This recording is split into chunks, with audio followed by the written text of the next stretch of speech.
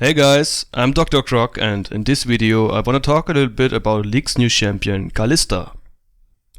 There's much discussion going on about the question which spell should you level up first, her Q Pierce or her E Rend?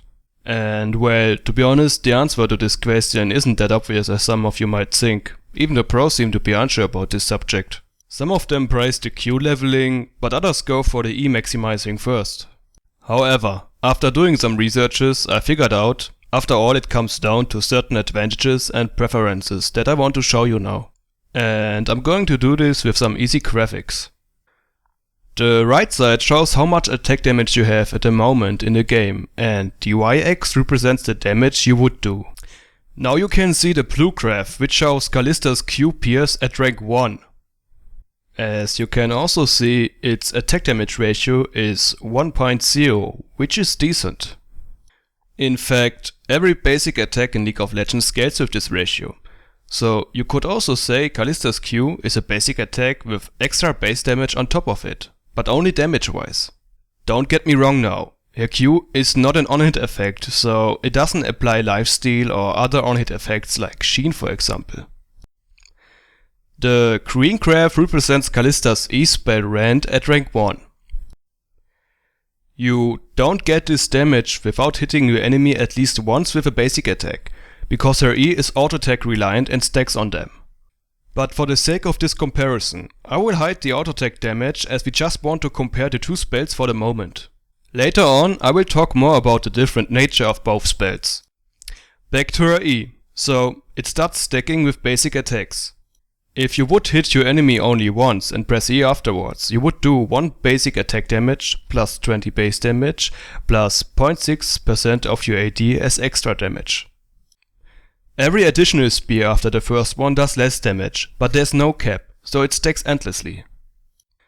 Now check out the green graph again. It starts with 20 base damage, which is 10 damage higher than her Q at rank 1.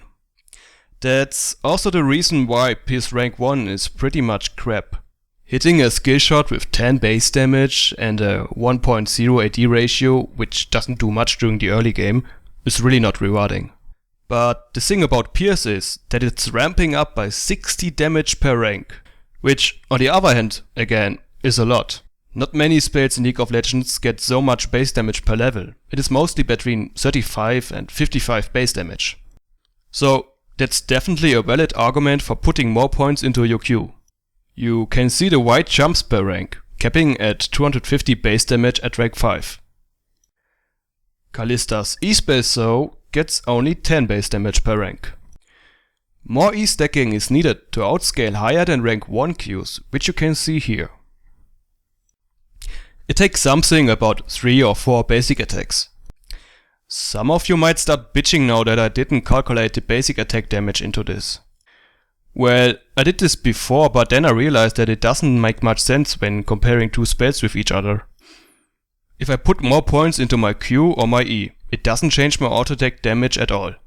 The fact that I have to basic attack my enemy before I can proc my rend damage is more of an argument that speeds for Q than anything else. So, what is now the first conclusion of this? Well, if you want to play aggressive at level 1, then I recommend you not to put your first point into your Q. And in general you can say that Q outscales E by ranks due to the base damage, but E outscales Q when you get more basic attacks, therefore more stacking on your enemy. Pierce leveling is strong during the early game and best for short trades. Rend unloads its potential during longer trades and scales excellent into the late game with a nice portion of attack speed. Here are the general pros and cons of both spells. Q has a long range and is a nice poking tool. It has a decent travel speed, which makes it harder for your opponents to dodge it, and it does also proc your W damage and stacks rend effects. However, Kalista's Q has high mana costs, so you really don't want to spam it and use it with caution. You are also kind of screwed when you level your Q, but miss the skill shot in a trade. The advantages of her E Rend are, well, it is reliable damage. Just right click your opponent and pull the trigger afterwards. It also has an increasing slow, so it gives more utility. It is going to do big chunks of damage during longer trades, and it has low mana costs. Another point is objective control. Also, I think that rank 1E gives already more than enough objective control, but of course leveling the spell furthermore does increase it. But keep in mind that Rend has a time-reliant stacking mechanic and that it's in general much more attack speed dependent than it's rank dependent. Its base damage goes only up by a tiny bit and its AD ratio increased just by 3% per additional basic attack, which is really not a lot even for a stacking mechanic. Because of all those different pros and cons, various playstyles result out of it. There is the caster heavy style, which maximizes Q first and prioritizes attack damage in the build.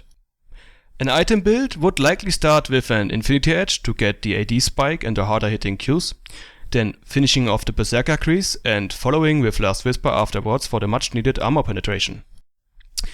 It will be around late mid game where you put points into your E and start to transition into the late game with attack speed items like Phantom Dancer or Blade of the Ruined King. This playstyle is superior in short raids, gives long range poke, better wave clear and overall more burst damage. It is similar to the caster style of Ezreal, Grace or Varus, who all have a significant skill shot as their Q. You might consider this style versus champs like Tristana or Vayne, who heavily rely on their auto attacks. Your mindset is that you just want to poke them down with Q before you commit to a deadly all-in. Then there is the auto attack based style, where you level up your E first and focus on buying early attack speed in your build. An item build should start with a major attack speed item like Blade of the Ruined King or Static Shiv. Finish off your Berserker crease and continue to build either an Infinity Edge or a Last Whisper, depending on how much armor your enemies have. This skill and item order makes use of Kalista's great synergy with attack speed in general. Her passive does scale with movement speed and attack speed, increasing her mobility furthermore. The auto-attack based style is superior in longer trades when you are able to stack your Rend. This style reminds a Twitch, who has a similar ability with his Contaminate. It makes sense to go for this style when you are facing AD caster heavy ADCs like Lucian or Grace, where you have an easier time to dodge some of their hard hitting spells because of your increased mobility. Another style that I have tried out is the Hybrid one. You are kind of moving somewhere between the before mentioned styles if you start leveling your Q, but prioritize attack speed in your item build. The idea is to make use of Q's strong base damage per level and Kalista's great synergy with attack speed at the same time. A common problem is, if you start to put points into your Q during the mid game, it won't have much of an in-game impact anymore longer. This is because at this time of the game phase, you will already have a lot of AD, which makes the increased base damage on Q looks insignificant. But you have to get points into Qs somewhere during the game, right? So why not making the best use out of its base damage and start with leveling up Q? If you go for the auto attack based style, you might even consider to skip Q leveling until the end and instead rather go for W second. Q's AD ratio stays the same on all ranks, same goes with its CD and range. The mana costs are going up so. An item build for the Hybrid style could start with a Shiv or Blade of the Ruined King, finishing off the shoes and then going the usual route with Infinity Edge and Last Whisper. Lastly, I need to mention Runan's Hurricane. This item is mostly considered as not being cost efficient and only a few champs can make greater use out of it due to the AoE on-hit spreading mechanic. Mr. Teemo is one of those champions because of his on-hit poison and low auto-attack range. Also Kalista has a mediocre auto-attack range with 550, she's still a great fit for Runan's Hurricane as her Rend mechanic stacks with its bolts. Test it on her and tell me please what you think about it. Also try out the different skill and build paths and tell me what you think about them. Also comment on my videos please, what you liked and where I should improve, so I can make better videos with higher quality. Alright guys, that's it for now. Have a nice day and happy spearing!